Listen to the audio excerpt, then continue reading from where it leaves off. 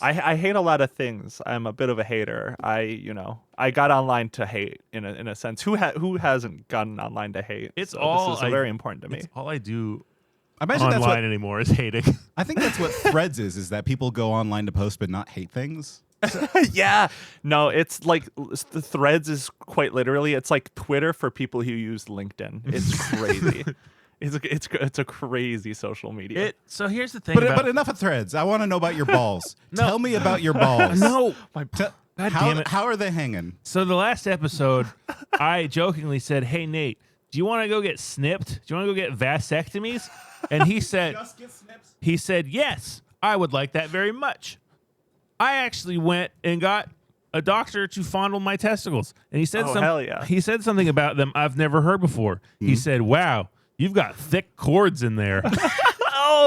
I don't like that. I don't like that. They got real thick vas deferens, and he's That like, makes it easier, right? Like he'll have more room to maneuver. what his direct quote was, "Oh, buddy, you got thick cords in there. You're gonna need nitrous."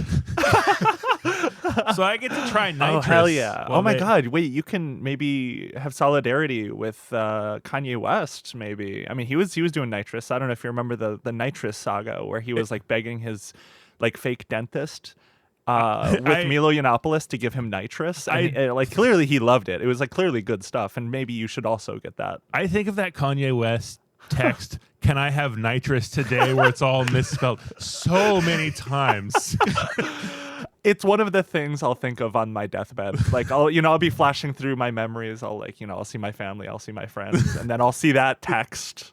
And then I didn't send it. It wasn't me, but I'll think of it. I'll think about it. Ugh. You're doing the opposite thing of Kanye, though. He will never get snipped. No. He will always be shooting hard.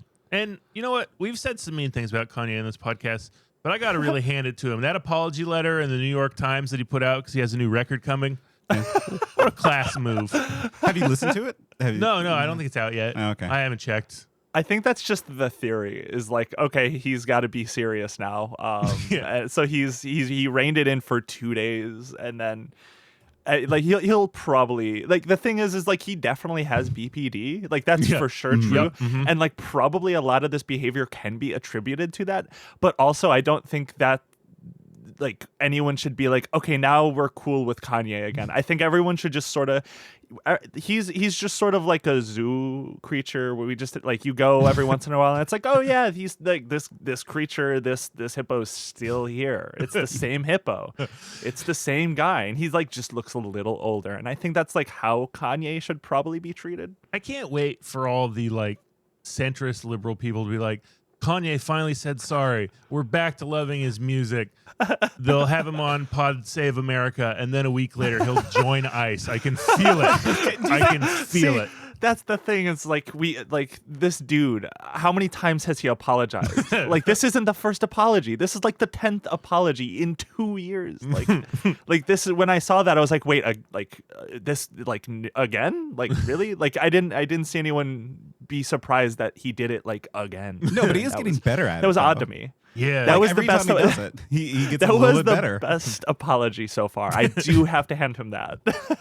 I do. To me, I will always love him. Just, can I have nitrous today? Again, you did it again. No, that was a good. What are you talking about? That was Nothing, perfect. nothing. That was a great transition. You didn't interrupt a thought. It's like there was a good cap there. I'm tired of this all judgment. That's all I get. I'm sorry.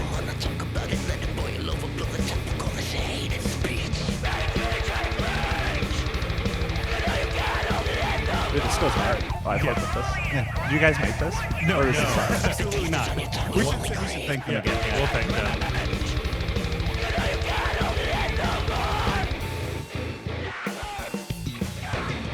So yeah, that song was by Jay Spizzy, one of the best non-binary hard rockers out there. Hell yeah. They made that for us because we were starting this podcast, and they really loved our last one. And like, what kind of theme song do you want? I want to make it. And I said, of course, new metal.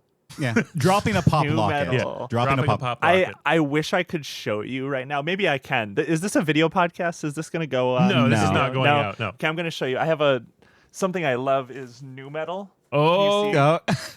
Oh my It's god. backwards. It's backwards, but it says it's just one of those days. I was just one of those days tattoo on my shoulder. That's something I love. That's not evil, not bad. Juniper, I'm going to be real vulnerable with you right now. I loved Limp Bizkit so much.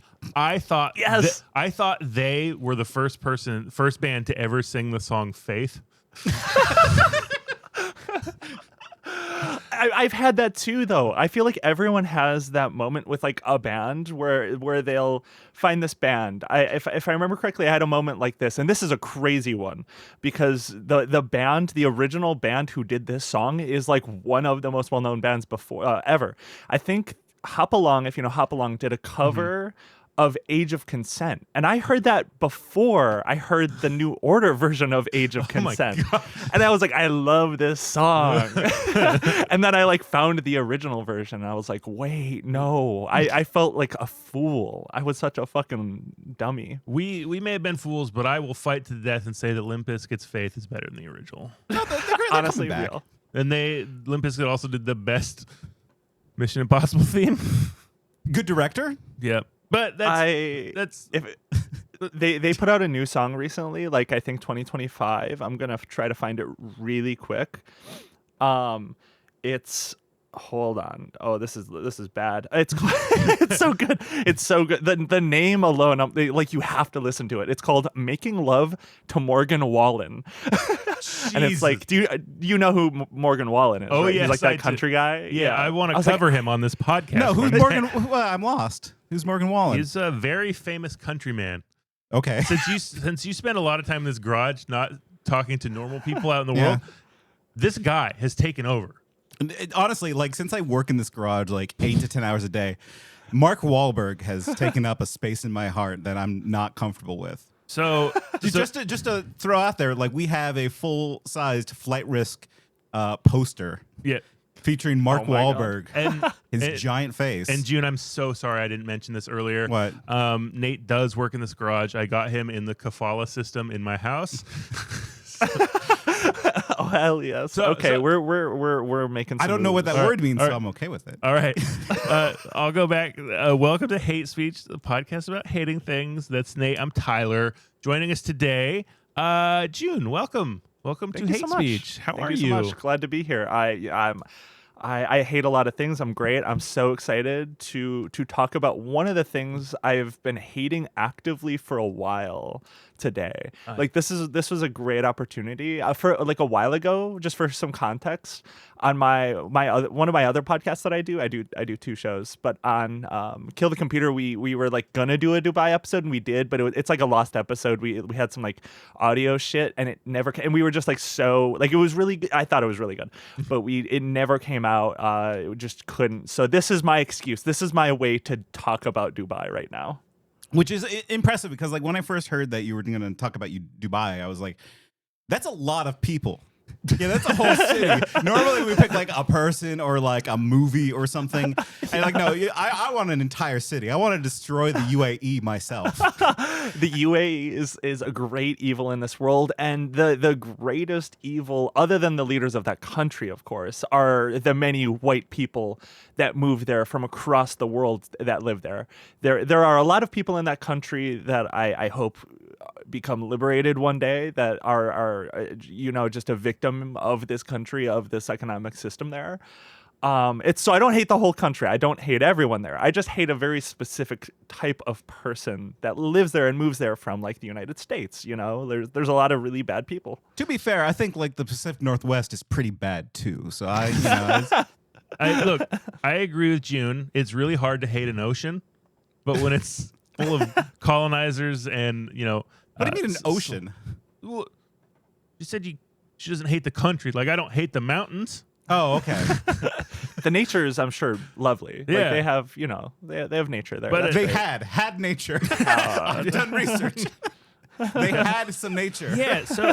So what's your beef with Dubai? So it all started for me. Well, I mean, I knew about Dubai and UAE for a while, but the moment it like occupied some space in my mind, I was hanging out with my roommate, and she had some guests over, and it was just one of those things that I feel like a lot of people end up doing at some point during a hangout, and YouTube goes on the TV or whatever, and you just like start going through videos. And we somehow, I wish I remember, this was like a year ago. I've been like actively, silently hating Dubai for like a year now. But like we started watching like tourist videos in Dubai. like people from like the United States that go there and like review their time living there. And we stumbled upon one that I sent you guys, or I sent Tyler. Yeah. That was like so egregious. I was like fuming. Like I finished watching that video. All four of us watched that video, and we were like we were fuming. We were so mad. And then it was just like a rabbit hole from there. I just could not believe what I was witnessing. To find a place where I can be active outside, produce media content, which is a big part of what I do, in an environment that's as beautiful as the Arabian Gulf, to find aquatic facilities that I can train with outside, and of course, the young energy, the entrepreneurship, the vibe. It is unlike anything else I've ever experienced. I've been to over 24 countries, and I think it's quite telling to say that I decided to set up shop here in Dubai. The young energy, the young energy. The young energy. It's an amazing video, and I'm glad that's the seed of your hate. You know, that It is. That's why I send it to you, because that explains. I think that explains so much about why I like decided to like really get in deep with Dubai. Let me just make a quick note. Juniper hates young energy. Yeah. I do. It's bad. Yeah. I don't like 30-year-old energy. I like 38-year-old energy. Yeah, me too. As a newly 40-year-old man, I still consider myself in my late 30s. I thought you were going to lie and say you were 38. Yeah. No, I mean, on my job application, I try to pretend I'm like 34. Yeah, because in computer programming, they'll kill you if they No, find yeah, out how old you are. I have to be young forever as a programmer. Yeah. But yeah, no, that video is amazing in so many ways because it covers every single point that you can make against Dubai. Except for the things that he says are cons. Like he's like, oh, it's a little hot and it could be dirtier. Yeah, no, that's a crazy one. That like the portion where he's like, there's just not any grit. There's no grit in this city. There's no roughness in this country. And it's not just in Dubai, but in the region, especially in areas of new infrastructure. Where I come from in Detroit, we have dirty spots. Yes, there's beautiful areas downtown and new developments and everything, but we have some of the old, rich history and culture. You know, it's actually nice to have a little bit of dirty because it makes the clean feel so much better, right? When you have something that's not as nice, it makes the nice, having that contrast, makes it feel that much better. But in Dubai, you don't really have that. Everything is pretty much new, it's shiny, it's clean, it's fancy, it's posh, and that's great. But when you don't have the contrast, it doesn't really make it feel as genuine. And that's why I know a lot of people, they think about Dubai as being like fake or, you know, it's not real. Let me tell you, Dubai is a real place. I don't know why people keep calling it fake. And like the reason for that is like a lot of Dubai it's like a new city. Like there's like a lot of active construction, but also like, yeah, to like complain about that as there is like a class of slave labor also living outside that city. It's like, there is grit, man.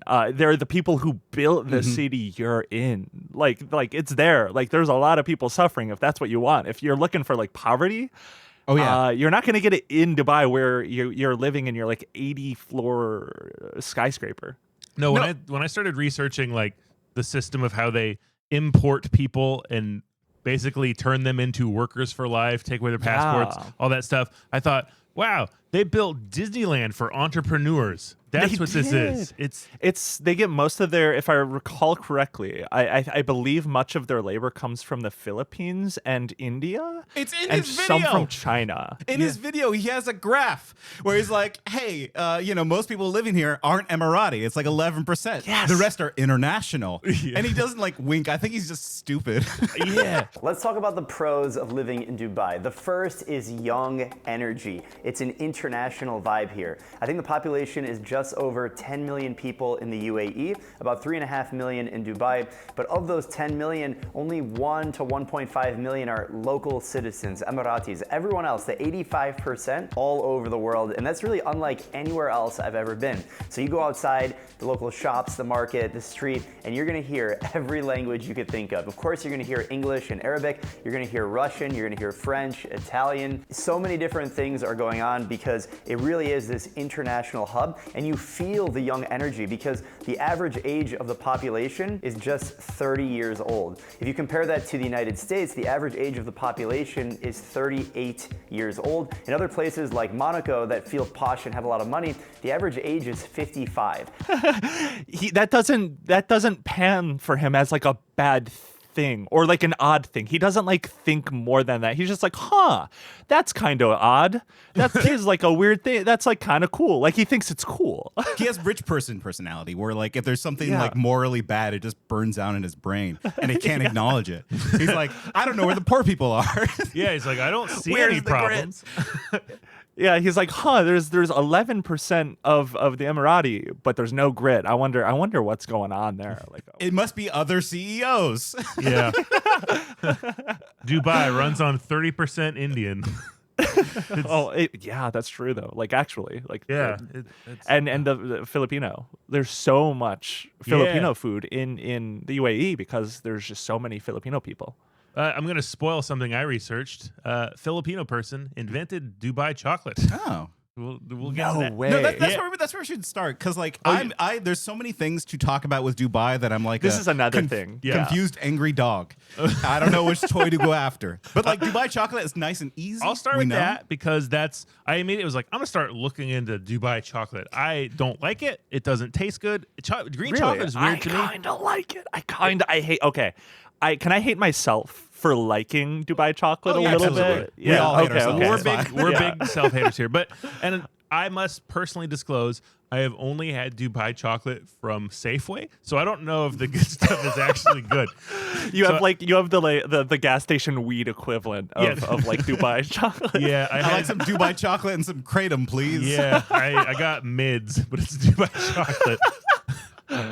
So Dubai chocolate, there was this wonderful, benevolent entrepreneur named Sarah Hamuda, and she started a chocolate startup called Fix because she had a pregnancy craving. She's like, I want some chocolate. I want something savory. Hey, Filipino master chef that I know, make me something. So he whips up what is now Dubai chocolate. She takes that and she sells it. And she collaborates with a Ukrainian influencer Oh my God. named Maria Vahera. Okay. And Maria Vahera, if you follow her, she does a lot of food ASMR on TikTok. And her Dubai chocolate videos went mega viral. So viral that the the crown prince of the United Arab Emirates, Hamdan bin Mohammed Al Maktoum, said, I see what we're doing here.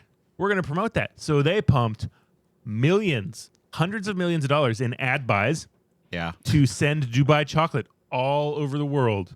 Mm-hmm. And so basically they stole Israel's food washing plan and did it with chocolate instead of, couscous or hummus.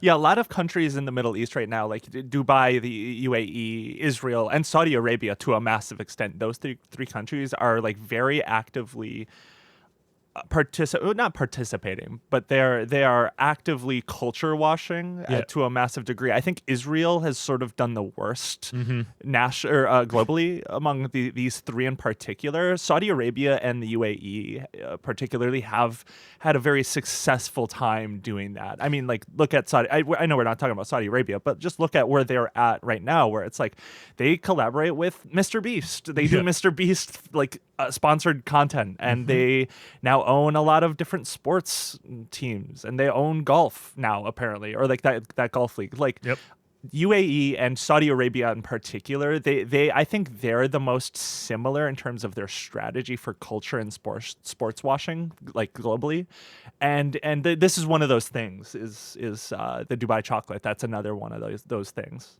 Yeah, it's like every conversation we're going to have about Dubai is going to leak out to any Aramco country in this region, just because they're very similar in that they got a lot of cash very quickly, and you know they took inspiration from other colonizers, and they're going to do the thing. Now, Tyler, when you were talking about the Dubai chocolate food washing. I thought of raccoon because that's adorable. Oh, I was going to bring that up. Yeah, I was going to do the joke. What do you mean you're going to bring that up? I was going to say food washing, it's actually bad. It's not like when a raccoon washes its trash. Oh, I see now why you didn't bring it up. It's not that good. It's not funny. Now I feel bad for bringing it up. But B, I thought of that Israeli video where they were going out and showing all the Israeli food. What's your favorite Israeli food? Brisket. Falafel. Matzo ball soup. Hummus. Schnitzel. Baba ganoush. Paula. Cucumbers, tomatoes, Israeli salad. Woo! Oh, God. And they're like, my favorite Israeli food is wontons. It's like, all right, man. All right, dude. I don't think that's true. I don't think.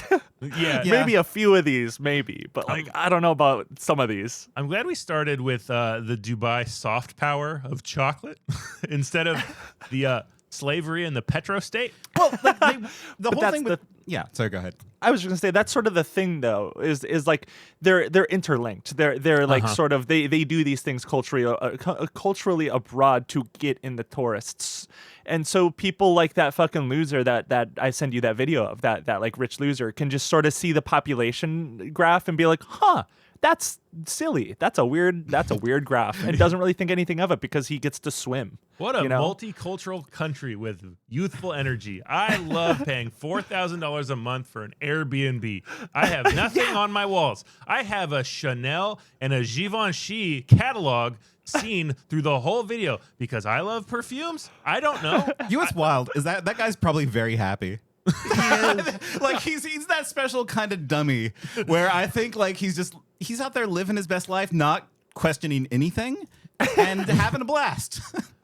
I'm jealous. He does. I mean, like that's why that video in particular is so central to me, though, is because it really does sort of outline like most things wrong with what Dubai is, and like what like it's sadly a very successful output of the strategy of the UAE. It's like a perfect video to encapsulate exactly why they're doing this and why they're sort of like ignore the slaves, ignore the slave labor, and how we steal passports from our laborers so they can never leave, and they're literally like all in name only slaves.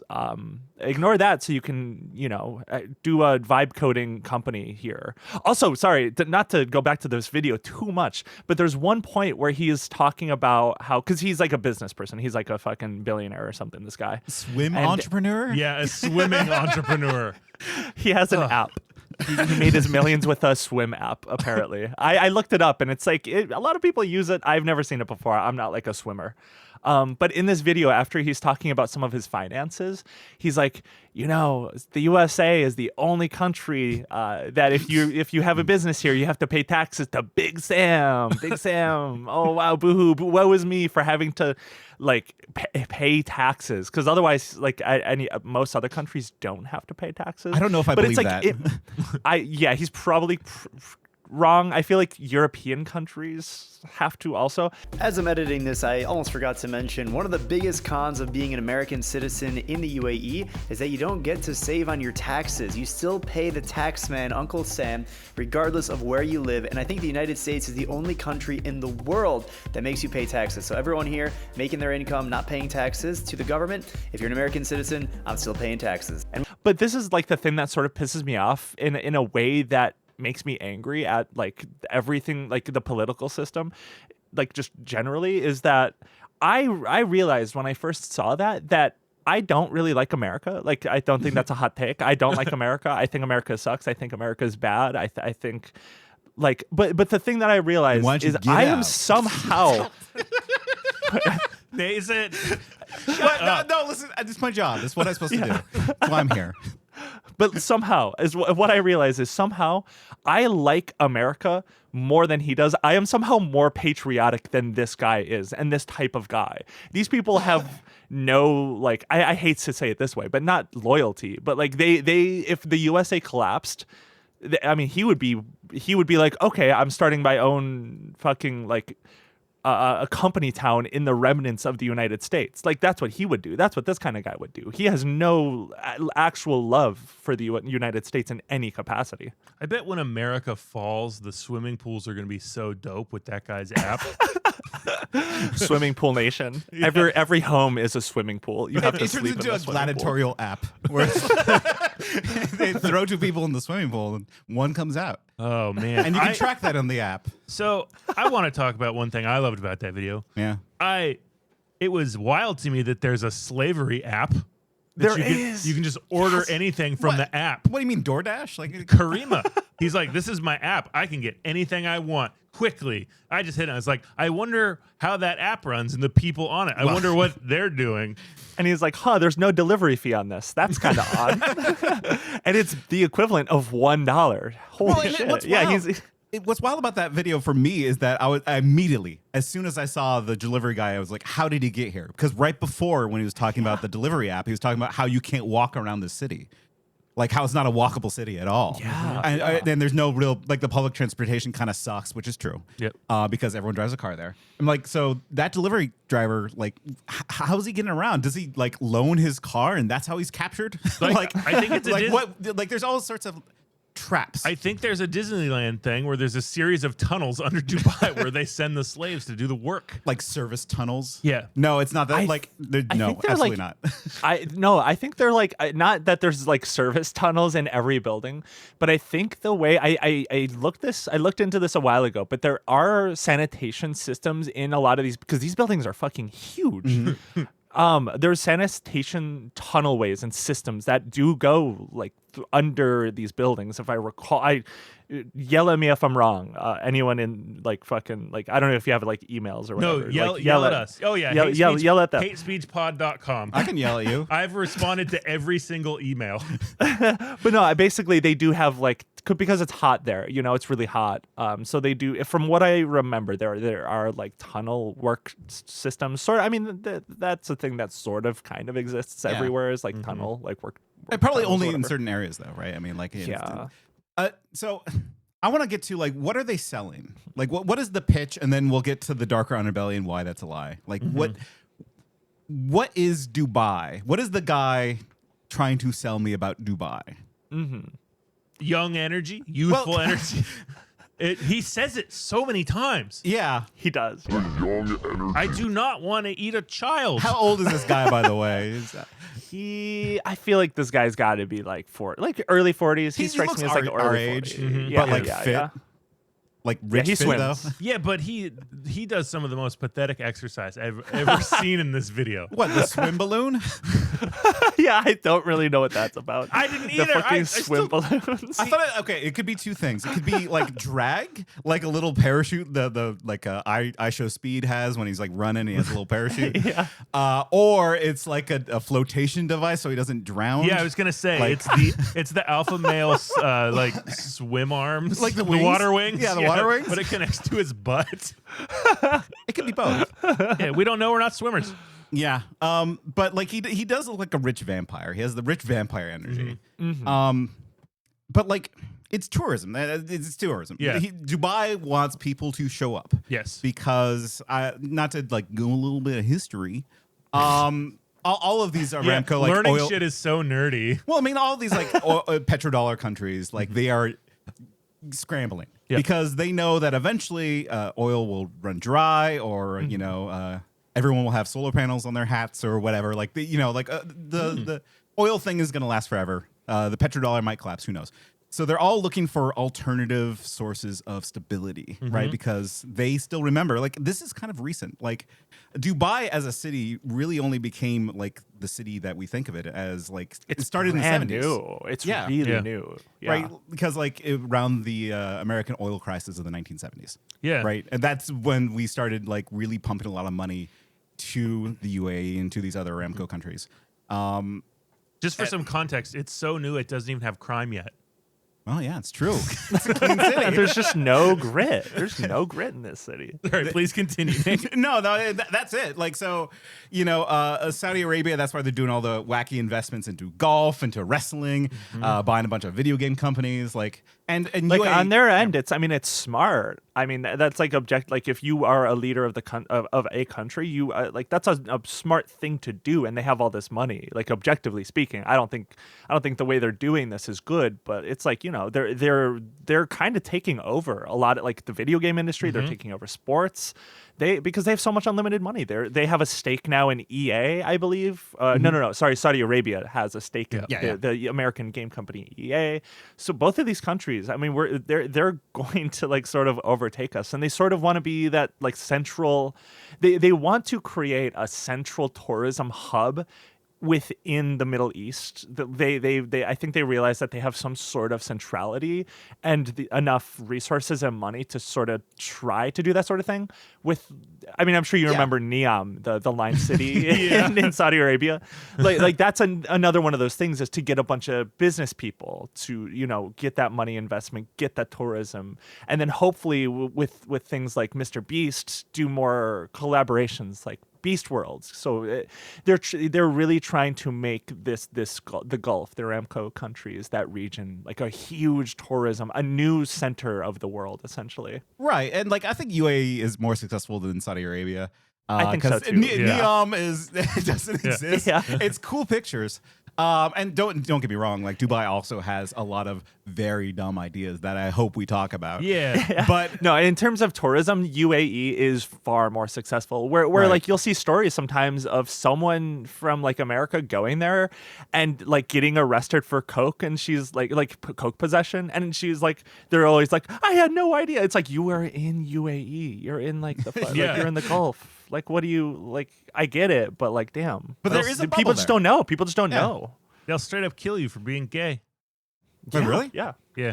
Oh, Yeah. see, I'd be like that person. I'm like, oh no. I was like, I wonder if I could go there. And it's like, oh, no, probably not. No. I better don't do that. But I think like it's not like Neom, because I think that they've built shit. Well, okay, hold on. Emiratis haven't built anything, Right. But like it's this problem that they have so much money they don't quite know what to do with. Who do you think the Emiratis are going to have their Jamal Khashoggi be? There's probably a lot of like million like small Khashoggi lights around that city, Well, it's wild because like I did some tourism like research. I listened to some random podcasts of tourists going there, and like half of them were like they show up and they would get questioned by the police immediately. And I'm like, Oh my god. So here's when the didn't go as planned part really begins. I'm filming a few clips on my GoPro, nothing crazy, just normal vlog stuff. And out of nowhere, two guys approach me, not in uniform, just regular clothes, and they asked me to come with them. Now I'm thinking maybe I accidentally walked into a restricted area, but I was just filming the basic area around the mall. But when they said they were with the Dubai police, that's when my heart sank a little bit. They started asking questions, all types of questions. Who I was, why I was filming, what I was doing in Dubai, where I was from. They asked to see my passport, and when they took it, I had this sinking feeling even more. Wow, not having your passport in a foreign country is the scariest feeling ever. right. It's just like, what are you doing? I thought you wanted this to be a tourist hub. Like, obviously, like confused white guy is there to be a tourist. And well, we know why, right? It's a surveillance state. There's a whole thing there. And they want the rich white guy, not the regulars, the rich. Well, no, I mean they want everybody, whoever shows up, right? I think right now it is sort of like the rich are the ground floor, and I think they're hoping that there will be the just like random whoever will eventually also start going there. I think that is sort of like the thing, especially because a lot of wealthy people they have business hubs. Like this one dude, like he has a business hub in this city in Dubai. A lot of people do. He's not like the only one like that. It's a sort of expanding for people like this. These vampire rich people. That's what they're sort of doing more now these days. Well, yeah, it's one of the tax-free hubs, right? It's like exactly kind of like what Ireland sort of does, and and other countries around the world. It's like if you have a business here, we're not going to tax you, right? Right. Uncle Sam's gonna get you, but like I'm so glad Uncle Sam is going to take some of his profits on his third book about swimming called 101 Ways to Improve Swimming. He wrote 3 books on swimming. Yeah, Put the balloon in your butt. You gotta put that up there. The No, people, you- the you people who had inflate your Coke butt. should have put the balloon up their butt. But like they try to sell it as like we have a cool mall. Have you seen the Dubai Mall? You can shop here, you guys. Yeah. But like they don't really have much in the way of like traditional tourism, right? Because it's not all the historical centers are like either demolished or like just ignored. Yeah. Yeah. Like all the nature you, like, has been crushed underneath because they wanted to build weird bespoke rich people islands. Yeah. Yeah. Wait. Oh my God. Wait. Is the UAE the country? I think it is where they have the world map Yes. islands. They have That's crazy to me. They have 4 plans for like kind of weird man-made islands, which by the way, they crushed their natural coral reefs that they had there to do this because they wanted the right sand. The other sand was too coarse. So because they were just gonna like dig up the nearby sand and push it over, but it's like no, we need the correct sand. So anyone listening right now, I swear this sounds crazy. I was told about this. I was talking to someone about Dubai because I'm always talking about Dubai. If you know me, I'm always talking about Dubai, and Dubai came up. Someone that I know mentioned that it's if you go on Google Maps, type the UAE world map island and you will like genuinely be stunned. Like I could not believe what I was saying. I thought it was a joke. Like I thought it was like, oh wow, they're gonna do something so goofy and wacky.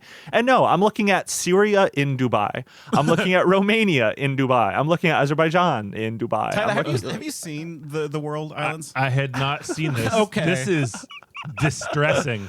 Like it's fascinating because it doesn't really like it looks like the world in this picture, but I think this one's a lie. It looks like the ones I've seen. It looks like just random blobs. Yeah, no, it's mostly incorrect. Like in real life, it's like not right. Well, yeah. What's the Mercator projection? I forget the name of the map. That's wrong.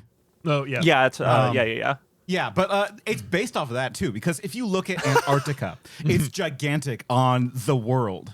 But we know that it's not that big. So I consider So like it's a problem. This is okay. Some things are starting to make sense for me now because I consider myself a naturally curious person. Okay. And as I was watching this video, and he said, "I'm swimming around Antarctica Island," I thought, I'm not going to interrogate that. I'm not going to look that up. And now I know what that means, and I'm more mad. That was a self-defense mechanism on your end. Yeah. Oof. And that's the thing is I watched that video for the first time like a year ago. I just found out about what that part meant in that video like genuinely like 2 weeks ago. Yeah, so the World Islands, it was a funded project. It wasn't like state sponsored. Like the UAE didn't say, hey, we want to build the world. It was a collection of rich idiots, right, who sold to even richer idiots a slot on these islands, right? So you can buy the UK or you can buy Japan or Wow. and funnily enough, you can buy Dubai on the World Islands. There could be a guy living in Dubai on the Dubai World Island, which I think is funny. But That's kind of dope, honestly. yeah. 2 things. A, they got scammed because they had, for a couple of reasons, they overpromised like they do with all these projects. Yeah. And B, they kind of asked for a second round of funding on these islands. so if you were an initial buyer, you kind of got screwed out of them. What are they? OpenAI? Goddamn. Hey, and like also, it's pointless because there's no infrastructure on these islands. What do you do with them? Yeah, I see nothing on them. Right. It's just sand. You could build a house there, but how are you getting back and forth to Dubai? Like a yacht, I suppose, but like even then, like you don't want to live on like a weird island looking at a city. You want to, Yeah. you want to go to the city. It's one of those things where they all sat around and they'd be like, that would be fucking cool, dude. And then it just like, it sounds cool. Like damn. Neom. Yeah, right? like the line. all of these things, so much of the projects both of these countries in particular do are kind of neat in theory, but then you see it and it's like, oh, dude, wait. Man. Wait, okay. I wish I was rich enough to think that impossible things were real. Yeah, That is nuts. How And did so- they do that? Well, the thing is that, like, unlike Saudi Arabia, they kind of do it a little bit, and so they built the world islands, but like they're mostly empty. Like there's one guy that has an island there, and like that's it. Like that crazy hermit guy, it's probably like their Howard Hughes. Like he's just like sitting in this mansion, afraid of germs. But they also built two other. They're building a third, but they're building 2 islands that look like palm trees. I don't know if June, have you seen these? I have. Yeah, they're sort of close. They're just a little south of the world, like the world islands, if I remember correctly. Yeah, and like they're just kind of like these palm tree looking islands that kind of jut out into the ocean. Yeah. And it's amazingly how like they It just looks built like an alien creature on the map. It looks like there is some sort of alien invasion taking place on the coast. And I was it's gonna so say a stupid. butthole. I think it looks like a butthole.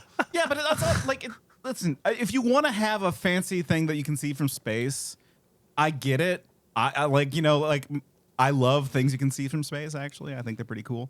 Yeah.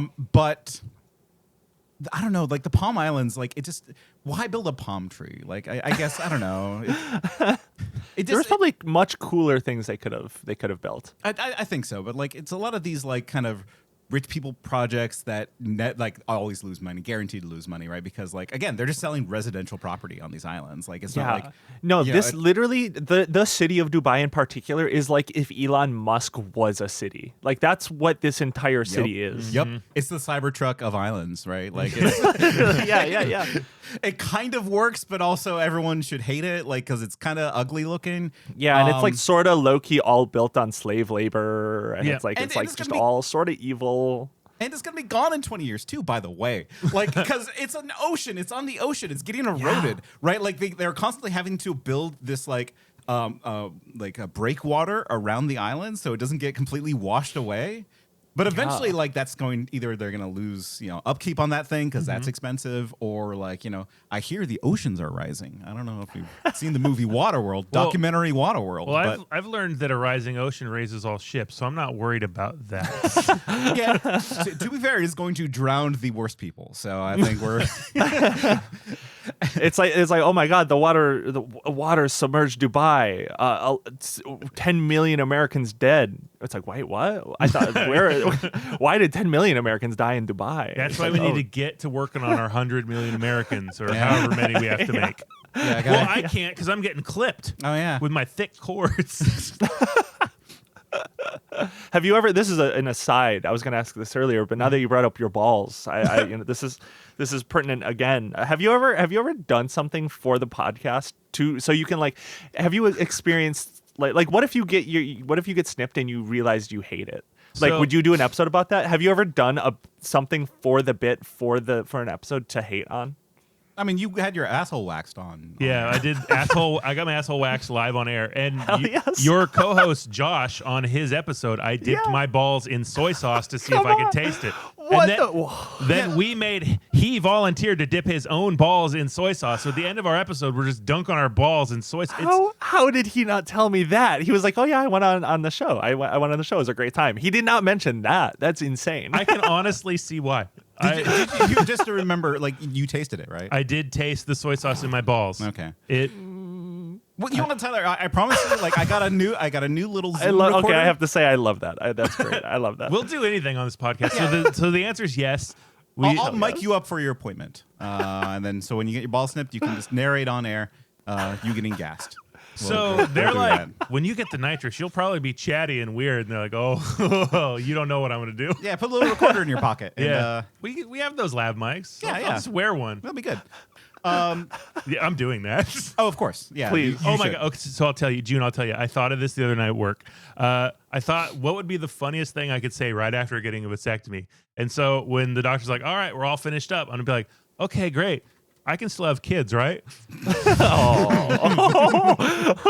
The panic that will set in will be so good. He'll be like, "Oh no, that's so sick. I need to. You please talk about that somewhere. I need to know how the doctor responds." I'm gonna ask so many questions. He's like, "Do you have any questions?" So the guy who did this morning, he's like, "Do you have any questions?" I was like, "So is there a surgery I can get where they add 2 more balls so I'm extra fertile?" And he stared at me. And I said, I'm just kidding. I'm a nurse. I'm just joking. I didn't know there's not a 4-ball surgery. A reserve tank.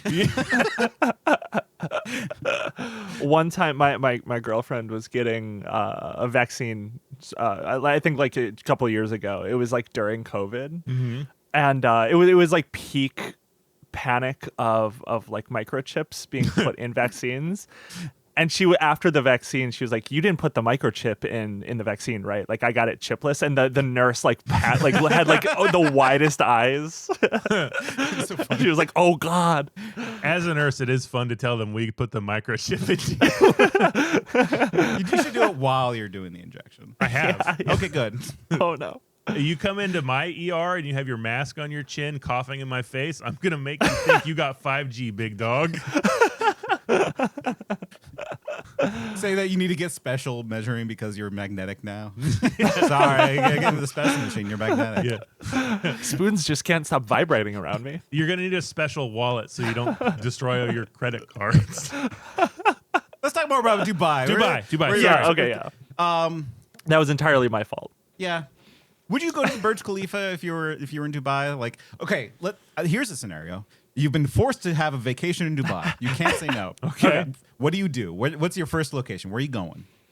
I feel like I would want to in some way try to see the world islands, but that like now that I'm thinking about it, it sounds really boring because like what's there to look at? It's sand. just yeah, like that would suck. Honestly, I feel like the best part about for me going to Dubai, because like there's only so much walking around gritless like skyscrapers that you can do, and like I'm not really interested in like buying things. I don't think there. There's so I many feel like Chipotles I would, like, you can visit, and I feel like the first thing I would do is like immediately leave the town, like the city center of Dubai, and just like walk around the outskirts to just like see what's going on, because I've also seen videos of like some of this labor, because a lot of this like slave labor lives outside of Dubai, so they get like bussed in, and I've seen videos of some of this labor getting like bussed into the city, and I'm like, I feel like that's where all of the things I personally would want to see are, and like the people I would want to talk to. yeah, they very much don't want you to do that.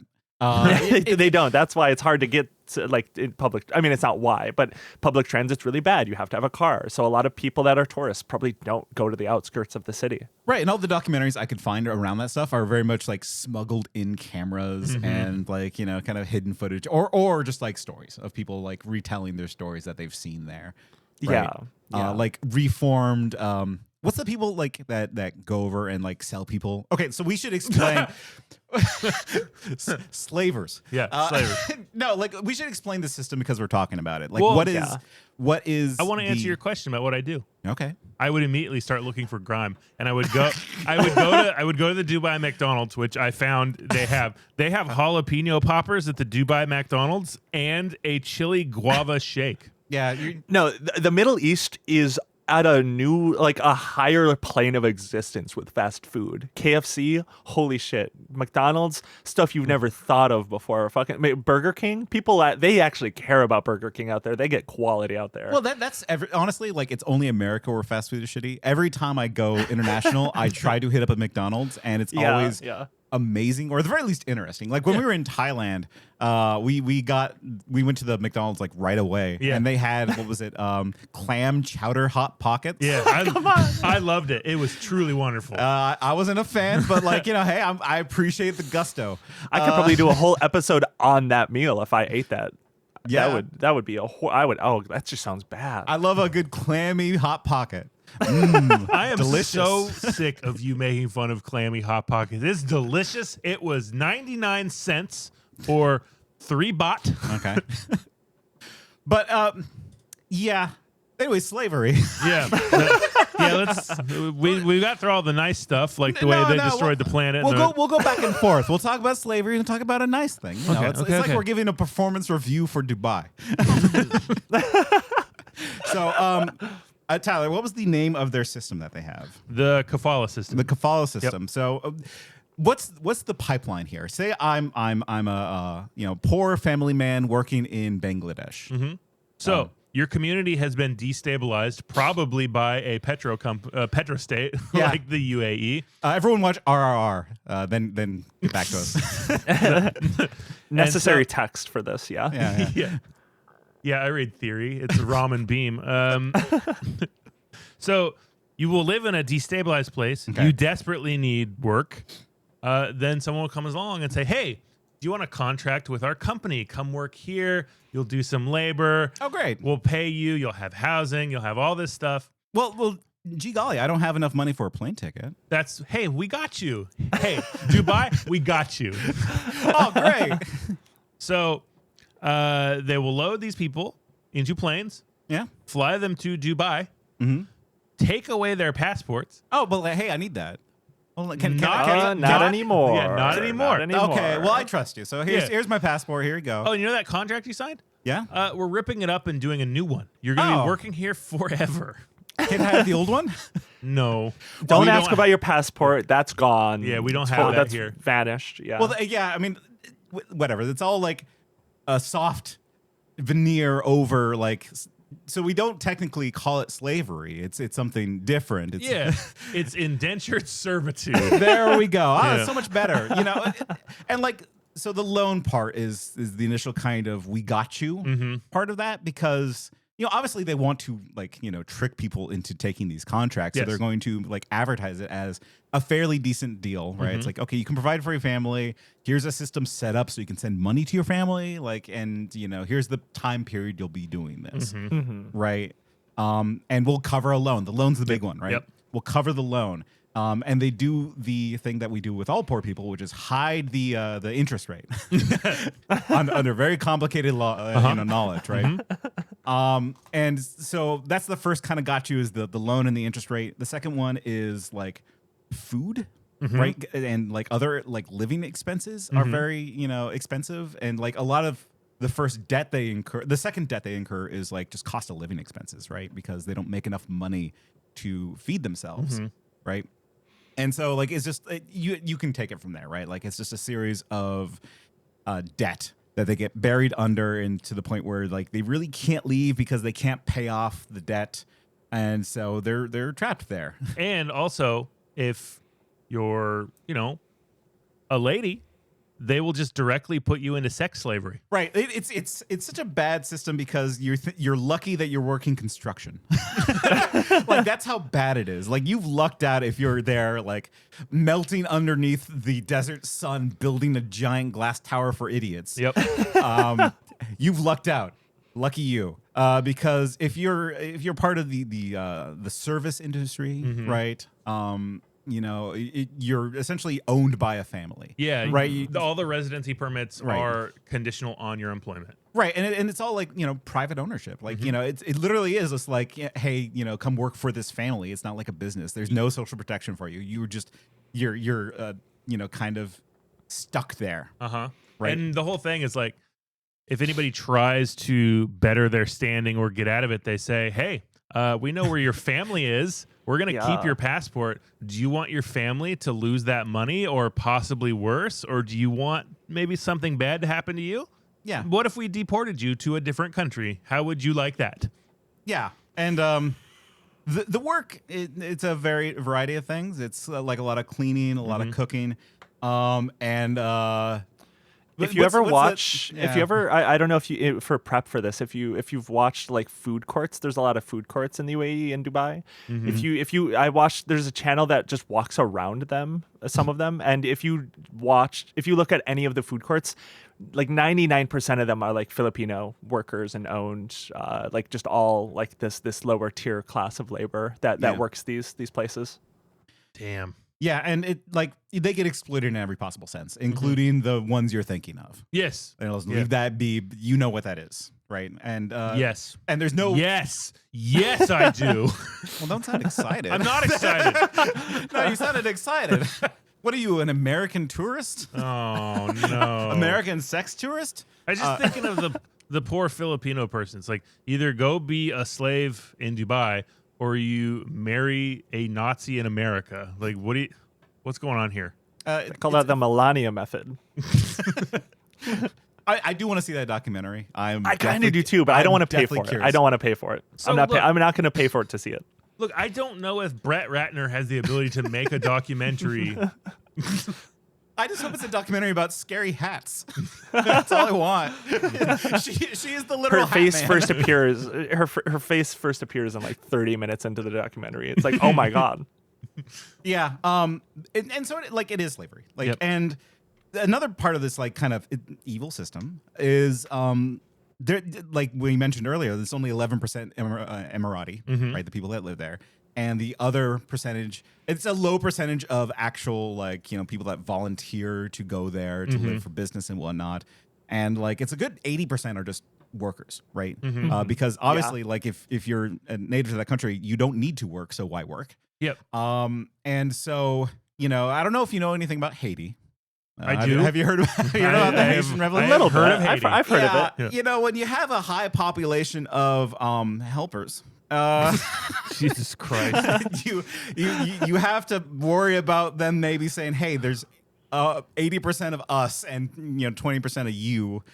Maybe we should do something about that. Yeah. And so they're aware of that problem. Saudi Arabia is very aware of that problem. So they have a very complex system of surveillance and enforcement. And like the one thing they invested a lot of money in is security, if you believe it or not. So, So I was gonna kind of mention one of the theories I had, sort of how they like tamp that down. And one of the ways I think they do it, maybe not intentionally, but definitely a byproduct, is by genocide. Do you know what they did in Sudan? Bad things. So, Like recently, you're talking about the like recent South Sudan genocide. So here's the thing: they arm the RSF, which is the Rapid Support Forces. That's one of the two factions of the Sudan people that are having this civil war, right? Yeah. So I think by enabling that, I mean, they're doing the same shit Israel does in Sudan. I think by making these companies fight each other, or not companies, countries. all countries are companies, but by making them fight each other, like the revolutionaries, the fighters, are going to get killed by the troops that are enabled by the UAE. Okay, so that will sort of get rid of that side of people. And do either of you know about the UAE's deal with the Hague? I do not off the top of my head. No, you can make I do deals not. with the Hague? So What do you mean? People in Sudan brought forth, they accused UAE of genocide, so they brought charges at the International Court of Justice. Yeah. Lo and behold, in the 40s, the UAE made a carve-out saying that the Hague has no jurisdiction over them ever, so they can never be prosecuted by the International Court of Justice. Why? So the court threw that out, saying they can't do anything. Well, why was that the decision? Was there like outside influence from, because like the Oil. UAE, Saudi Arabia, I mean oil, and that's what I was going to say. Obviously, there's a reason why the United States is very close allies with the UAE and Saudi Arabia. It's because of the oil. It's because of the proximity to countries that are the U.S. state enemies. It's both of those reasons. That's a big part. Yes, there was outside influence, so they built this little carve out that the UAE can't be convicted by the International Court of Justice. And I think I should also mention that the UAE bought $2.2 billion in weapons from the Biden administration in his last 2 years. He didn't know. He was so old. He didn't know what he was doing. Like, you can't blame him. We can't keep forgiving that. He's just like, don't be mean to Grandpa.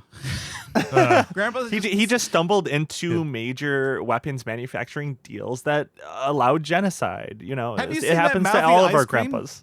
That mouth looks so weird when he eats ice cream. He wasn't well, and we should forgive him. That's fine. It's okay if you're a little tired and old. That leads credence to, like, I think UAE is just like speed running America. And I think they've actually outpaced us. I think that America's trying to become UAE a little bit here.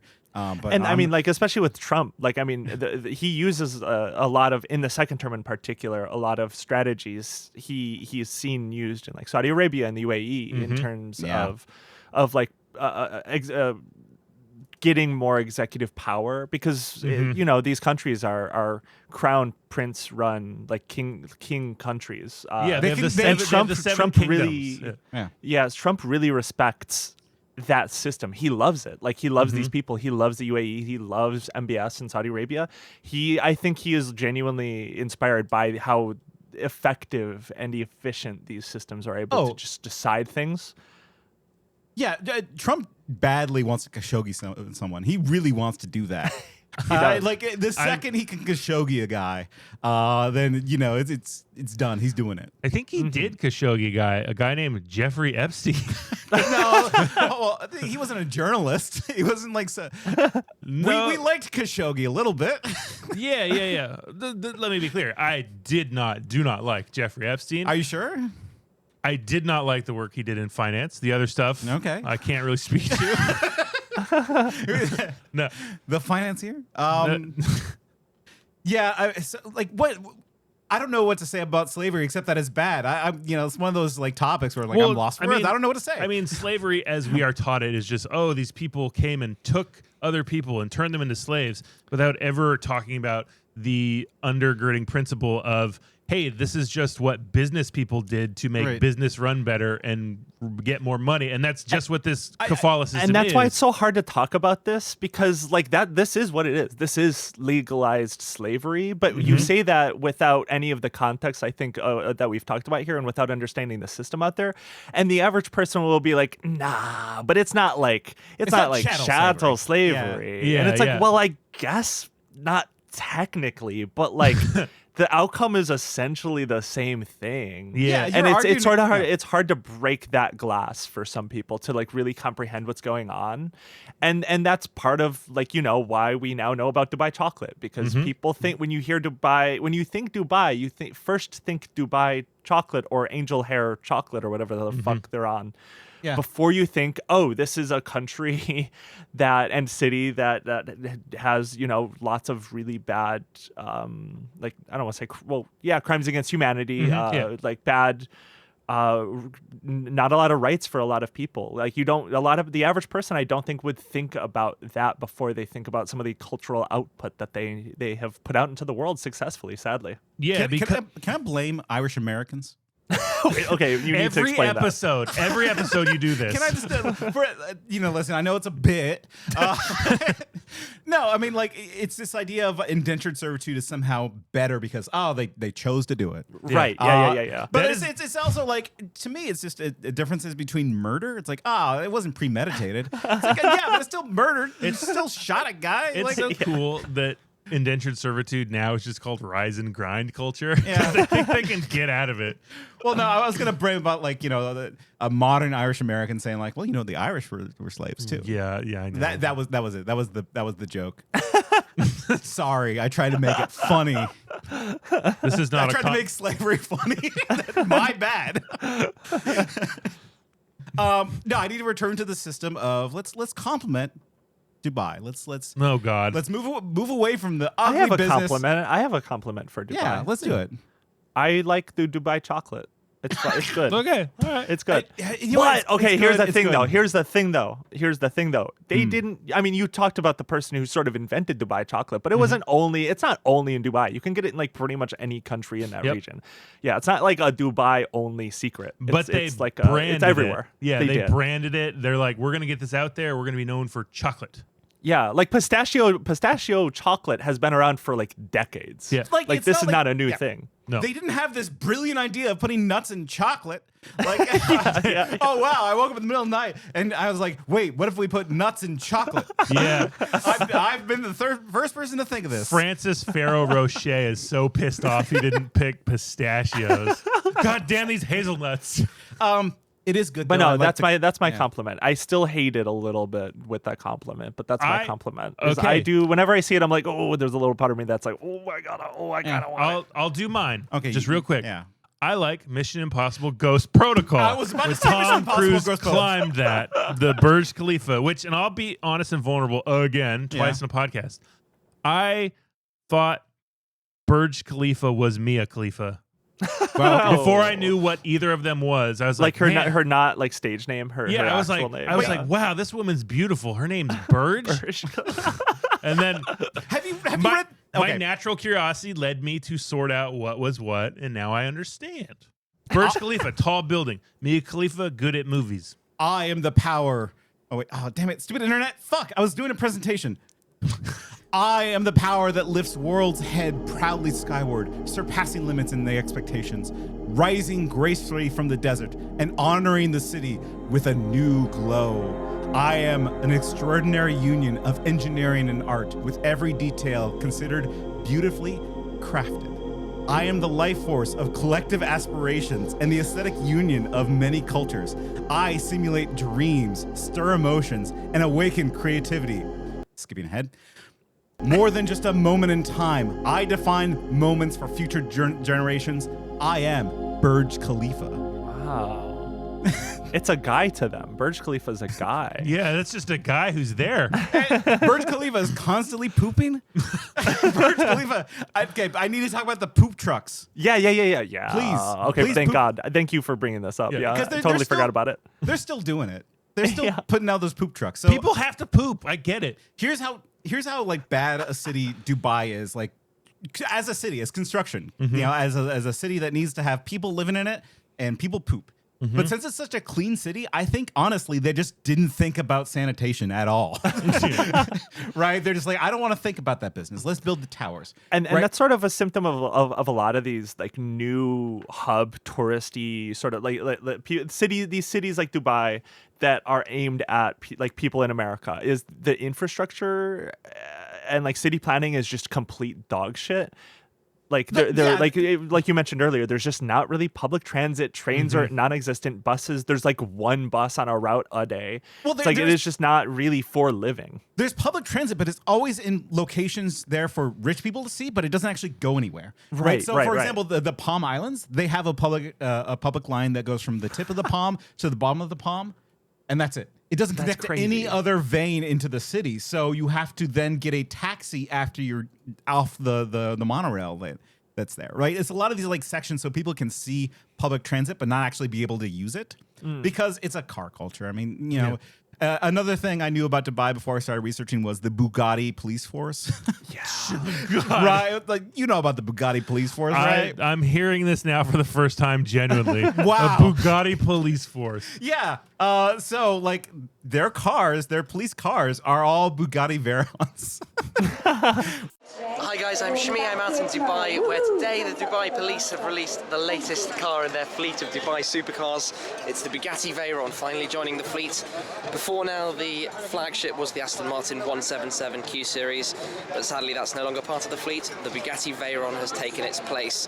Surrounded here by a load of other supercars from the fleet, we've got the Audi R8 V10 Plus, Bentley Continental GT, Brabus G-Class, G63, I'm not sure. Which I don't know. Those are pretty expensive cars. I don't know Yeah. if you're familiar with cars. So the Middle East, like the Gulf, has like they love cars. They have like there is a reason it's a car culture. Like it is they love fancy cars. They love hate trucks. They because hate fill trucks. with poop. Yeah, the trucks are a different utility to them. They see poop, they think truck. That's right. But no, they just love fancy cars. If you do any like sort of like research of people that live there, like and like interests that they have, a lot of them really love cars. They love the Cybertruck. People in Saudi Arabia love Tesla as a company, like and the design of the cars for the Cybertruck and just the normal Teslas. It is just sort of they love futuristic looking cars and like sleek cars. So I'm not surprised that their police force also reflects this cultural phenomena within their region. They saw a car without handles and their mind was blown. Yeah. I'll throw out a hot take. Yeah. I'm no fan of the police officer. What? I don't think they're doing a very good job. Okay. But I think if America's police budget went to luxury cars instead of military weapons, we'd be a better country. I think. Okay. Police approval rating would skyrocket. Yeah. To be fair, it also goes to a lot of like security software to monitor their helpers. Yes. Like no, really, like they have invested so much money, like trillions of dollars, into AI for this reason. to have like monitoring systems. Like they bought the Israeli AI monitoring system. I forget the name of it. It's named after a flower or something. They have this thing called the not the Hawk's Eye. What did they call it? The Hawk Tua. You remember that? Yeah, they have this called that. She was born in Dubai. I knew it. I can't believe that they replaced Hawk Tua with 6'7". I'm so pissed off about this. We need to go back. Quite Return. the downgrade. Yeah. All right. So they have, what's her real name? Haley Welch. They have the flying Haley Welch flying around the city that is constantly taking like high density photographs of people and then tracking people that way. I feel like we need to explain to June one thing. What? We don't know. I don't know Haley Welch's name because I'm a fan. It's because we listen to Talking Talk Tua for this podcast. Talking Talk Tua. I love Talking Talk Do they Tua. still I do love it? those two No. guys. Oh. No, they do not. Oh. No, that was one of my favorite sprawls of the Haley Welsh verse was that podcast. I watched almost all of it or listened to it, and I was like fucking tuned in. I was tuned into that shit. Yep. Dubai, we will forgive everything if you resurrect Stacey Welch. Haley Welch. Stacey Put some Keach. respect on her name. If you resurrect Haley Welch, we will forgive you. I swear to God, every time I open Snapchat, there's a new ad saying, guess where Hawk Tua is now, and it's got a picture of her, like just a candid non-makeup picture. It's really depressing. Snapchat is the most slop-based social media platform. It's sort of unknown. Like a lot of people aren't familiar just with how bad it is right now. Let me see. I'm opening it right now. Okay. Just go to like the stories, the like story section, and Reality. watch some of that shit. She It's knew bad. it was best for her. Oh yeah, this is odd. I don't. Oh no, Sydney Sweeney opens up about chest surgery. I'm gonna close the app and throw my phone in the river. It's so depressing. I want to talk about Dubai more. Okay. All right. See, there's just so much with Dubai. There's I didn't this is even why talk I've been about the poop obsessed. Talk about the poop trucks. Talk about it. Well, because like you talk about the poop trucks and it reminds you of something else that is terrifying, and you talk about that and it reminds you of something else that's terrifying. Like it's a human centipede. Yeah, Remember that guy? Yeah. But no, this is why I've successfully hated on Dubai for like a year straight now. Like just I'll be walking around the street and I'll see like a piece of dog poop on the sidewalk and I'm like, Dubai, oh fuck. Yeah. So the Burj Khalifa, tallest building in the world, on purpose, by the way, because like the very top part of the Burj Khalifa is uninhabitable because they had to just make infrastructure to make it the tallest. Right. So they just because like obviously it had to be the tallest. They were going to build the tallest building in the world in Dubai. Called the Dubai Tower, if you can believe the creativity of the name. Wow. They were going to make it 3 times taller. Oh, no, not 3. Yeah, no, 3 times taller than the Burj Khalifa. It's going to be, hold on. I'm going to show a picture. They were going to space with that one. Yeah, I was Holy gonna shit. say it's out of the atmosphere. Is that? What I'm going to share the picture for everyone here. I like that one of them is Poop Trucks Dubai. one of your links. The Dubai City Tower. Look at this fucking space creature. Oh. It was meant to be 3 times taller than the Burj Khalifa. Oh my god, dude. Okay, that's a tiny picture. You know what? Like, it's fine. I was realizing like I don't have much to say about it except like it's this stupid project that's not going to get built. It's the end. That's right? like so much. That's so many. You can go to any of these Gulf states, the Saudi Arabia or UAE, and you can find 10 trillion of these types of projects. That's like this is fake. Yeah, and they spent $1 trillion on it somehow. But when they do build it, it is very funny. Like there's this building called the Address. it's a place. It's not condominiums. No, it's pentaminiums because every floor is a penthouse. Oh my god! Dude. Right, and the funny thing about it is that it's constantly catching on fire. It's caught on fire like big fires 4 times. Oh god, that's actually bad. That sucks. That's actually really sad. I mean, no, but like the people that live in there probably suck, right? Like much like our 9/11 episode, I bet you that it's getting some bad people in those. Worthwhile casualties. Yeah. Right. I know there was a pedophile in the towers that day. Yeah. Oh, statistically. Yeah. That's what they were going after. Okay, you know what? Like let's just do a lightning round. Oh boy. So What's your favorite fact about Dubai? What's your favorite thing that just infuriates you, that lights your ass on fire, that we haven't talked about? That we haven't talked about. Yeah. It's just the whole.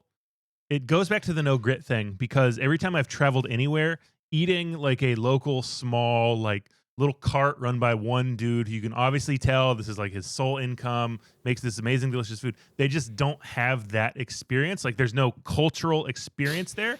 Like there's no Emirati, I guess Emirati culture is oil, but like there's no authenticity. Well, no, hold on. Let's be fair and not racist. They had a culture. They did. Yeah. Yes. Right? There's Like, a lot of native people there. Yeah. Right. There was a culture. There was. It got glassed. Yes. Not in like the George Bush sense, but in the industrial sense. Like they build a bunch of glass buildings. Yeah. And so it's like, that is probably what I don't like. When I like to travel, I like to see the place I'm going to, the culture, the people, the art, the food. I want all of that. And you don't get that. You get a jalapeno popper McDonald's, which I will say sounds good. Sure. But that's not what I want.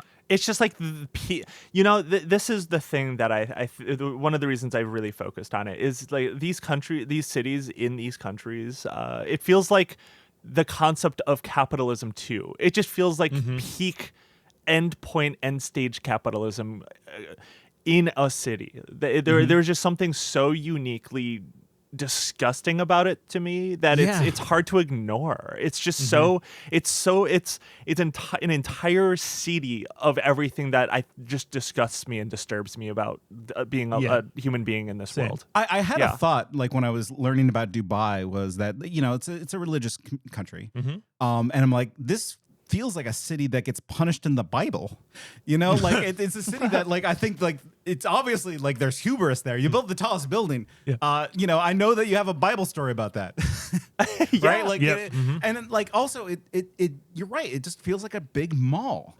It feels like you are in a convention center of a city. Well, whatever. I haven't been there, but like. The way they're and selling if you it. subscribe to the Patreon, we'll go to Dubai. No, like we can't do another trip on there. We are trying to say hi to Yakub. Yeah. We can't do that. Yeah, we're going to fly to Patmos in Greece to go to the Cave of the Apocalypse to figure out the white people problem. Oh, fuck yeah, dude. We're going to find Yakub. I think he's still alive. Yeah. Off topic. We're talking about Dubai. Yeah. And by the way, thank God there's a country there that's evil, that's not run by white people. We needed a break. We did inspire and cause a little bit, but hey, thank you. And I mean, June, you're absolutely right. There is just so much to hate about Dubai, because I was looking through chocolate. I was like, oh, this is awful. And I was just following through, and researching chocolate from Dubai led to Sudan genocide. Right. It directly went there. It's immediate. Like there's no avoiding it. So how could you go there on vacation? Yeah. Unless you're the guy. Unless you're the video guy. Mr. Swimming. Mr. Swimming who just can't conceptualize that people are suffering. Yeah, I mean, just recently, like 3 months ago, there was the satellite images in South Sudan where you see blood-stained ground of some of this conflict and genocide, and it's like it's sponsored by UAE. It's like this is fucking dude. I don't know. It's the thing is with UAE and Dubai, like. It's just depressing to me. Like I'm fascinated by the like weird, odd, sanitized, just like disturbing cultural phenomena of Dubai. But it's like it's due to just I fear for the growth of this region's influence. I really fear for it. Fascinating flowers grow out of evil roots. Like it's just you look at it like this is a city made by a crazy person. Oh, it's because they're murdering people. And this is another thing that annoys me is for decades now in the remnants of new atheism in the late 2000s, there was such a growing hate for Islam and Muslims and all of that, especially after 9/11. And it's like there are so many people that are just like racist to these countries. When it's like, no, the problem is not that they're brown or Muslims; it's that they're like hyper capitalists. They're everyone running these countries are individual Donald Trumps. Like that is the problem with this region. It has nothing to do with like the religion. They are expressly drilling the blood out of the earth and using it for their own vanity Yeah. So much to the point that other people are just getting mowed down and crushed under it. And they have the audacity to just turn it into a theme park, a tourist area. And that almost feels worse because they're trying to hide all the things they did, and it's working on these stupid dickhead rich assholes. Right, because they feel that money is magic. Right? That they think that money just fills up their mana bar and they can cast spells. Because like they're like, oh, people hate us? We'll have a comedy festival. That will solve whatever. That's not UAE, but like you get the idea. Yeah. Right? Like, you know, like that they're gonna cast a spell. It's like, all right, we built the tallest tower. Now everyone will love us. I'd love to go back to 2013 and tell young me that one day the Saudis will buy disgraced sex pest Louis C.K. Oh, That would be so cool. yeah. I mean, but like, yeah, that's what they're trying to. I think part of the reason why they pick tourism over any other industry is because they feel a need in their soul to not be hated, or to like, you know, they're trying to wash that blood off their hands. They have to know that it's evil, right? I mean, like, they do. I mean, I don't know if they know that it's evil. I'm sure they are aware, but I think they wouldn't be doing what they are doing right now with trying to prioritize tourism and cultural, like culture washing. I'm blanking on the correct term for that, but just sort of like grabbing culture by the horns and spreading it to make this better perception of them. They wouldn't be doing that if they didn't know what they were doing is evil, right? They wouldn't have a need to do that unless they knew. Right. Yeah, they're projecting. They're trying to say like, no, actually, we're very cool. We have chocolate. Or just like, don't look over there. Don't look on the outskirts of Dubai. That's where the slaves live. Yeah, don't look there. Thank God it's not working, right? Like I don't. To me, I'm like, who is actually going on these vacations? Is it actually making them money? Like, who's going to like the people going there are the people that you already hate. Like it's exactly the type of person you would expect. Yeah. Yeah, but like if you're like a crazy white devil, then you're going to a different country. Well, actually, maybe you're going to Dubai because of sex tourism, right? You know, like part of me is like, oh, they're going to like, you know, Southeast Asia to do their, you know, nasty business. No, they're probably actually going to Dubai now. Well, it's like the UAE has funneled so much money into stupid rich tech idiots that it's just become the hub for entrepreneurs, and the people who consider themselves entrepreneurs, I'm sorry, they all got to go. Yeah, I don't know if it's working. Like, is it a successful tourist country? It's working on the rich, the most rich and powerful, so it'll eventually start working on us. I mean, it won't work on me. I'm better. It's sort the thing is like it's still pretty early, I think, in this process. I think we're sort of just watching the ramp up, especially because I don't know if you've looked into the Saudi Arabia public investment fund, that in particular, it's all of this sort of stuff, all of these operations in the Gulf are run by people that are probably around our age, like early 30s, like mid to late 30s guys that all love watching like kick streamers. Like they love kick streams. They love gaming. They love like opening Pokemon cards and like putting it on like selling them on websites. They're like Zoomer brained. This is the type of stuff they're prioritizing. They like the PIF in Saudi Arabia has a written contract agreement that I can find a picture of with Mr. Beast. Mr. Beast is holding the contract next to the PIF and MBS.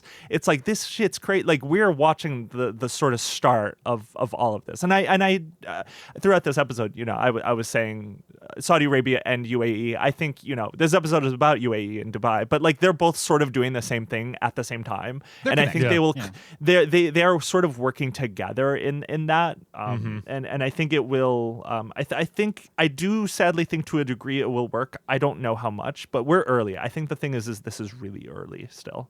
Okay. Have we said enough to rank it? Are we about to rack it up? Can I see the ranking? Do you have any poison you need to get out? Yeah, one last poison. Get some poison out. Get that. You're not an unk. Yeah. Only unks can bring out poison. I've learned this. Yeah. That's the best tweet of 2025, though. I love that tweet. Absolutely. You're obsessed with it. I'm obsessed with it, too.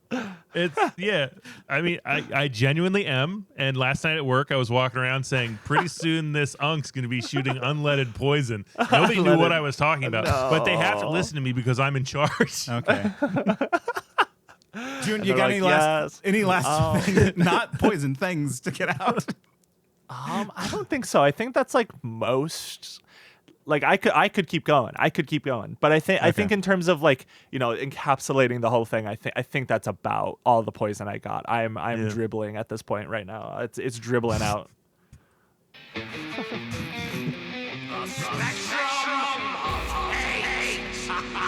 Did you know that after a vasectomy, you have to have 25 to 35 ejaculations before you're empty of sperm? Sorry, what? Really? Sorry. Yeah, that's what he told me today. Who counts? Oh, okay, I know who counts it. So you have a reserve left. Yeah. You can hold on to that stuff for a while. I love the pervert scientists. Yeah. We need to give more money to the pervert scientists. It was UAE, fund the pervert scientists. It was so funny. He's like, after about 30 ejaculations, we need you to bring a sperm sample in so we can test it for sterility. And I'll tell you this right now, because some people don't know, it does not need to be parking lot fresh. I was like, it's going to be. Damn. Parking lot fresh. That's what he said. But here on Hate Speech, we have what's called the spectrum of hate, because we believe that if you're going to speak about things and hating things, you should probably do it in the context of a spectrum, because that allows more nuance to what you discuss. At the very bad end of our spectrum, the evil end, something we believe you can hate on with impunity, one Adolf Hitler. Bad dude, hate him, worst thing. On the other end of our spectrum, absolute sweetie pie nice guy, LeVar Burton. Yeah. That's good. That's a good. Snakes are great. Furries, Labubu. Labubu is pretty high up. I do like Labubu, actually. I am partial to Labubu. They're innocent little monsters. Yeah, they are. No, they're cute. I think they're cute. I think Labubus are adorable. Sorry, I'm observing this for the first time. So I'm going through this. I'm making sure you're correct on all of these. I just want to make sure before. Well, it's a scientific list that we will never correct. Yeah, although, I was actually thinking about it. If we do rank Kanye, I think he's the only one that should be able to move around on the list. Because, I think that, we give him a little bit of leeway. You know what? Let's tentatively say we're going to do that. Okay. So if anyone listening knows a lot about Kanye or is passionate about Kanye, good or bad, we could have two Kanye fans, one that hates him, one that likes him, fight. Yeah, okay. Yeah, that sounds like a good idea. Okay, but he's so the only one that can move on their list. Okay. So I'm just gonna make before I think I'm ready to rank Dubai. I'm just gonna make two. I'm gonna give you a little bit of my mind on two of these rankings. I think 9/11 is a little too low. I think it could be a little higher up. It's I would above not Thomas Kincaid. See, it is, but I think it deserves more. Like, it should definitely be below Jon Stewart, but come on, it's actually, you know what? Actually, you probably talked about it in the episode because it led to a lot of the police state, surveillance state we live in these days. So actually, you know what? Maybe it's in the correct spot. The other one is, and this is very unpopular, I already know this, but Hamilton, I don't think it's that bad. For the longest time, I was like, Lin-Manuel Miranda hate, that's like peak, that's fun. But then after a while, I was like, I had never watched Hamilton. So I watched Hamilton and I was like, wait, no, fuck. I kind of fuck with it a little bit. I kind of enjoyed it. I was like you in many ways until I got fully bodied by one Tony Boswell, Yeah. who crushed any sort of hope I had for Hamilton. It is an evil musical. Yeah. I believe it. We go to some dark places in that. That's a real dark episode. I wrote a rap and I perform it. It's not good. That's the scariest part of the episode. That is the scariest part. That's what Hamilton does to you. It makes you write a rap. Yeah. But no, so other than that, I think, honestly, I'll be so honest, I feel very comfortable putting Dubai. Personally, I don't know how you normally do this, but I think Dubai is right above Hitler. I think it's only one above Hitler. It's a popular spot to start. Yeah, I know it is. And I know. It is very close to that. I definitely agree because, man.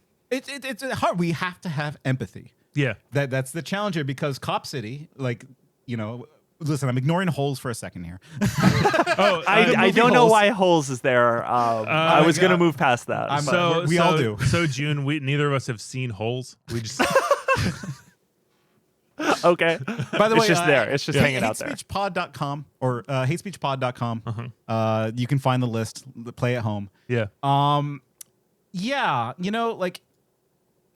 I think you might be right though, because I do too. I think about Yes, this doesn't affect us directly. I can live after this episode. I'm gonna go out. I'm gonna have some dinner. I'm gonna enjoy life because I am not affected by slavery in Dubai. If anything, we benefit from it, like passively, because we benefit from that oil state, that oil gulf. Every person in the United States does. Right. This is a very Anglo-centric list. And, I think that's wrong. That's something that I need to be better at. I need to hate things outside of my own culture and hate things in other cultures. Yeah. That's never caused any problems ever. I'm the worldwide hater. I'm Mrs. Worldwide. Mrs. Worldwide.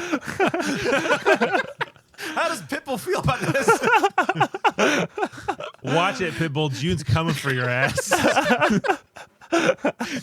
But I think like for me, Cop City, awful, evil, really bad. But it's like what Cop City is just a minor scale of what Dubai is, right? Yeah. So it's like personally, you're gonna have to do a lot of work to convince me to put it above Cop City. Yeah. No, I absolutely agree. Because I was like, I'm gonna find out that chocolate is so nice. I'm gonna come in there and be like, well, actually, Dubai chocolate's cool. And within 3 minutes, I found how it was linked to a genocide, and I was like, "Well, there's no coming back from this." Right, and let's be fair. Are there people that live in Dubai that are like pure of heart?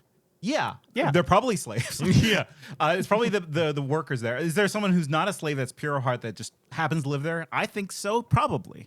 And again, we can't forget the native population that do still live there. It's a small amount of people, but they were displaced by this project. Yeah. Right, and so it's hard to hate an entire city because there's a lot of you don't want to throw out the pure of soul with the poop truck. You ideally want to pick that person out. It's like, no, you're safe, little buddy. Yeah, the pure of soul person, the poop truck is kind of like corn in the poop. I get but it. But if we are putting it on the scales, on the spectrum of truth, I'm sorry, the poop is weighing you down, nice person. Yeah, and the fact that, like June said, we're all benefiting from this. Like, there is evil, awful shit happening, and we get to drive cars about it. And we indirectly cause it too. Yes. We like to pretend that we don't, but like us being a car culture and a gas guzzling culture. Hey, we're funding them. So it's like, it's a petrodollar. So what do you expect? Yeah. And I can't in good conscience put it above Holes, the movie Holes. I've never seen it. I think that it's the devil. Well, Holes could be worse than Dubai. We don't know. We haven't seen it. Did you do an episode about Dubai, or is it just on the list as like an anchor? Dubai, or you mean Hitler? Sorry, no Holes. No, we've never seen it. We haven't done an episode on it. It's the lurking evil. I'm just like, it's above Holes. Yeah, because you can't judge something you do not understand. But the fact that it's on there means that that's pure hatred. Right? That's pure hatred of Holes because we can't judge it. We have knowledgeable hatred about Dubai now. It fucking sucks. We don't like it. Congratulations, I think, to our number 57, Dubai, whole city. I hope you become New Atlantis, you bastards. Oh, what an awful, awful thing. June, thank you for coming on the show. Is there anything you'd like to plug? Thank you so much for having me on. This was really fun. I love hating things. That's it's a lot of what I do. So this is very cathartic for me to talk about Dubai. But I do a lot of things. I have 2 podcasts. One of them is called Kill the Computer, where we sort of talk about how the internet influences the world and politics we live in. And I also do Ill Conceived, which is a podcast about natalism and just like the ideology behind that. And then I also work for The Onion and support The Onion if you want. I love The Onion. I think you should support The Onion. You definitely should support The Onion. Can I talk about my favorite Onion thing? Oh, please. What is it? Yeah. It is the news report from the future. I think like 2056 or whatever. When I'm on my deathbed, I might think of that.